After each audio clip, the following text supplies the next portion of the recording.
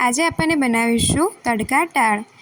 2 વાટકી જેટલી લઈએ મગની દાળ, 2 વાટકી જેટલી લઈએ મોગરની દાળ અને 1 વાટકી જેટલી લઈએ તુવેરની દાળ। તેમાં પાણી એડ કરવાનું, એટલું પાણી એડ કરવું કે દાળ તેમાં ડૂબે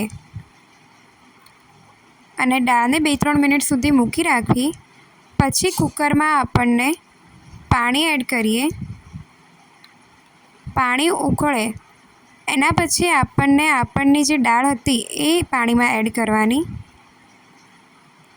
પછી આપણને લઈશું ડુંગળી, ટામેટું, મરચાં અને લસણ। એક પેનમાં તેલ નાખીએ, જીરું, રાઈ, ડુંગળી બ્રાઉન ના થાય ત્યાર સુધી આપણને તેને મિક્સ કરીએ અને શેકીએ। પછી એમાં એડ કરીએ લીલા મરચાં, તેને પણ બરાબર મિક્સ કરીએ। પછી એડ કરીશું વાટેલું લસણ, તેને પણ બરાબર મિક્સ કરી અને શેકીએ। પછી આપણને તેમાં એડ કરીશું ટામેટાં, તેને 2-3 મિનિટ સુધી શેકીએ જ્યાર સુધી બ્રાઉન ના થઈ જાય। પછી આપણને એમાં નાખીશું મીઠું,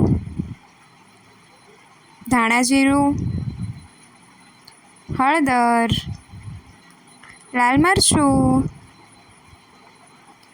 પછી તેને પણ 2-3 મિનિટ સુધી મસાલાને બરાબર મિક્સ કરીને 2-3 મિનિટ સુધી ચડવવા દેવાના। પછી આપણને એમાં એડ કરીશું આપણની બાફેલી દાળ, તેને પણ બરાબર મિક્સ કરો। પછી આપણને એમાં એડ કરીશું પાણી એડ કર્યા પછી આપણને મિક્સ કરીને પાછું તેને 2-3 મિનિટ સુધી ઢાંકીને મૂકી દેવાનું। પછી તડકો મારો, તેના માટે તેલ, હિંગ, કઢી પત્તા, સૂકા મરચાં અને તજના પત્તા।